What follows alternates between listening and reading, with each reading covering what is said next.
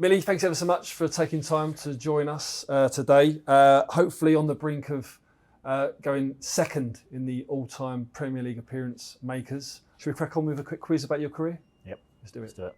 So you became the youngest ever Premier League scorer at age 16 away at Sunderland.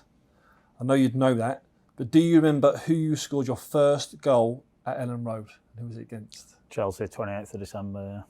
Chelsea, and the date as well. 2 days after it was, yeah. Christmas time.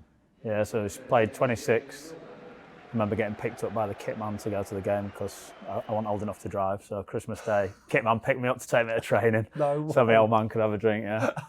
And then, travelled up, scored on the 26th. And then 28th, we played Chelsea at home, scored them then as well.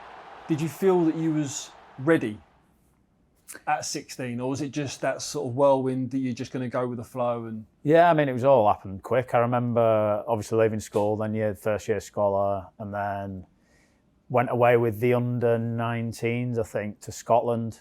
I was under 17s at the time, obviously, and then they sent me home after one game, and they said, "You haven't done it wrong. Don't worry, you're just going to play a lot of football this year." And I was like, then I got in the reserves pretty quick, and then started travelling with the first team and training with them and travelling, not getting on the bench. And then, just managed to get a chance. Mr. Venables put his faith in me, And when it happened so quick, you're just trying to prove you want to be there, prove yourself and get in the team and staying around it. And senior boys were brilliant with me and looked after me, and you just try and keep your head down and your mouth shut, don't you? And do your talking on the pitch. And then, keep your head down really, because obviously it's a big dressing room to go into. A lot of senior players when you're a young lad and you're still trying to learn your way. Yeah. Cool. Off to a flyer. You famously never had an alcoholic drink, so it won't come as no surprise that you scored a great goal for Newcastle against Man United one New Year's Day. Can you remember the year? Newcastle against Man United, New Year's Day. One New Year's Day. So that's the... Should be honest. Gaz Nev walloped me just before that. I remember that. I remember coming on and coming inside. And, I'm going to have to go 7. Correct. It was Good tough, shout. It was tough, that. Man United, you got a good record against Man United, huh? Don't mind it, Don't mind a goal against them. Growing up a Leeds lad, obviously. I wasn't allowed to wear red growing up and things like that, because obviously the Leeds rivalry, and obviously, unfortunately, they were winning everything when I was growing up and watching football, which didn't go too well in our household. But it's always nice to score against the team you grew up disliking. So. Well, that's for Newcastle. When you joined Newcastle, that was the first time that you moved clubs. What was that experience sort of like? Really weird. I mean, even now, how transfers work and that. And thinking back then, I can't believe what happened. Like, literally turned up for first day of pre-season at Leeds. We'd been relegated, new players coming in and stuff, thinking I was going to stay, and just turned up and they said, "You're going up to Newcastle tomorrow for your medical." And even then, like, if you were doing that, you wouldn't then train. But I did. I went out and trained, did the run-in with the first team, and just went up. And I'd heard nothing about it up to that point. And so this was more for the saviour of the football club situation. They obviously needed the funds, and I was wanting to stay. It was my boyhood club, and not thought of anything else. And it was like they said, "It'll do us a favour," basically. Obviously, it's for the good of the club. This and that, and obviously. Newcastle's great team, unbelievable manager, Sir Bobby was there, and Alan Shearers and people like that. So I was going to a great team as well. So it was really sad and it happened quick. But thinking back now, how transfers and it's unbelievable. I've not just turned up for training, didn't know anything about it. But that's the way it was, and it was gone. And 18 years old, up the road, and on you go. There we go. Next one. How many appearances did you make for Aston Villa, both while on loan and when you moved permanently? So I've got 75, 100 or 125. I watched most of them from the bench, mate. Got a nice assist though, didn't you? I remember the assist when you threw the ball quick. I thought it'd been more than 75, to be honest. Yeah, it has to be 100, I'd say. 100. Spot on again. Well, you got 100% record so far. See if we can keep going. You won your first Premier League title with Man City. In that season, you assisted 2 goals for the same player in the famous 6-1 win over Man United. Who was it? Were you playing, weren't you? What? Were you playing? Do you know what the time is? What was the score, Sidders? What was the score? What was the score? I missed that bit out. It was a 6. What was the score again? I remember that. Tell us who it was. I know. Mario. What's the timing of that? Can't believe it. Welbs has just walked past. Milner.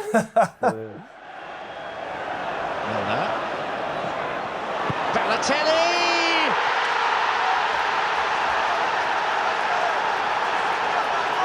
The T-shirt says it all. Yeah, 6-1 over Man United. I remember that game. Talk to me about having that Premier League winners' medal. What was that feeling like? Because it's something that you obviously strive for. You've gone to that next stage at the club like Man City that was geared up to get a Premier League title. What was it like putting it around your neck for the first time? Yeah, it was amazing. I think obviously the first year there we won the FA Cup, and that sort of gives you the confidence of winning something together. And then, you know, the league's a whole different thing. I think obviously it's amazing winning a cup competition and you need to be good, but it's one-offs, and to win a league title, you know, 38 games, home and away, suspensions, injuries, different games, trying to deal with ups and downs in the season. The best team always wins the league regardless. So, and then obviously how it happened, which, you know, if you put that in a movie and you said this is what's going to happen, people are like, that's never going to happen, ridiculous, don't do that. It was just, and every time you see it still, you know, the hairs on the back of your neck go up. And so to win it like that, thinking you'd blown it, the whole season's work, to then, you know, winning it in, 4 minutes, turnaround or something, it was ridiculous. An iconic moment. You was named captain by Jurgen Klopp in his first Liverpool game. Do you remember who it was against? Spurs away. It was Spurs away, yeah. Do you like being captain? Whether I've got the armband on or not doesn't make a difference, but I think in terms of an honour to wear an armband for any club, you know, the history of every single club that I've played for and the journey those clubs have been on, the amazing captains they've had before, the legends, the fans, you know, that you're representing pulling on that shirt, you know, it is always a special thing to lead out a team for sure. How many Premier League appearances had you made by the time your Brighton teammate Evan Ferguson was born in October 2004? 2004. So I've got 24, 39 or 56. I think I played 50 games for Leeds, and I don't know if there or thereabouts was it league games. I'd say 56. Spot on again. Yeah. Know your career well. I forget loads during my career. You got it. You're just telling me dates, names, getting clattered by Gary Neville, the lot. How impressive have you been with Evan Ferguson since your time here? I know there's a good crop of youngsters. I've worked in the academy. It's, you know, there's a pathway here. There's a lot of hype around him at the moment. But how impressive have you been with him? Yeah, very much so. I think great lad first and foremost, wants to learn, wants to get better, which is so important. You know, he's at a great place in terms of the club the manager is working with. The senior players got to work off, you know, looking at someone like Welbs and how he goes about his business, how he plays.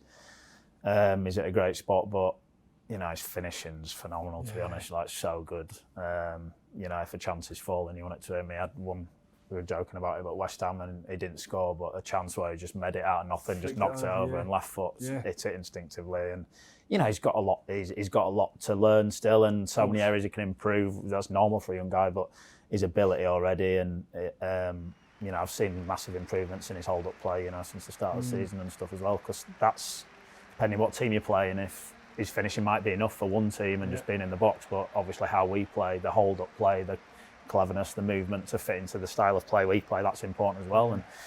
And like you say, learning off Welbs and people like that, that's important. But yeah, his attitude's fantastic, but his ability's so good, and it's important that we protect him. And you know, there's hype around him, and rightly there should be. But he's definitely at the right place at this moment in time, and you know, hopefully he'll keep banging them in for us. Brilliant. Okay, not sure if you like this one. You've been subbed on a record 204 times in the Premier League. Is that more or less times than I played in total in my Premier League career? 204 times in the Premier League. Is that more or less than my Premier League Got to be less. record? Got to be less. It's actually more. No way. I played 200. Wow. You've been too kind there. You're not phased, are you, when you're coming on? It doesn't matter whether it's the last couple of minutes or it's the first minutes. You always seem ready. You're not one that's taping up and taking ages to get on the pitch. You're just always tuned into the game. How important is that to be ready as soon as you step on that pitch? Yeah, really important. I think, how hard it is coming on a Premier League game. I mean, the pace and it's basically the sprint race, the 100-metre race, and you're standing still on the 50 and everyone else is, do you know what I mean? It's like, go on man, get involved there. So you have to be ready, you have to know what's going on in the game, you have to be watching it. And I think the hardest bit for me is I never know what position I'm coming on. So if you know you're a striker, you're watching the centre half, you know what's going on in the game, what run am I going to make or whatever. But I could be coming on right back, right wing, left wing, centre mid. So it's very hard to. So you're trying to take things in and think what might be happening, and just physically being ready, warming up, and if you do too much, then you don't know when you're coming on. So it is hard to gauge, but I think over time, unfortunately, it's been 204 times, and all the other times that you didn't come on. Okay, which team have you scored against more times than any other in the Premier League? I've got Aston Villa, Hull, or Sunderland. Villa, Sunderland Hull, was one of the first. first. You scored an absolute weldy against Sunderland. Yeah, I remember that one actually. Yeah, they've got a nice bobble, didn't I? It did. Lovely bobble, yeah. You don't get those anymore. The pictures are too good. Pictures are too good. I have no idea, I think I scored 2 against Hull. I'm going to go Hull. Hull was 5, Sunderland was 6. Was it? There wasn't much in it. It might have been that weldy that we just forgot about. Wow. The top 10 Premier League appearance record. Well, you're cemented in there. You're only 20 behind GB. I'm sure there's a bit of banter going off between you two. Never spoke about it actually. Really? No, I never spoke about it. I messaged him before Christmas, but not come up. He's not going to bring it up, is he? Look, hopefully you can get there, mate. And thank you so much for spending time. Cheers, Top man, Thank you. Top man.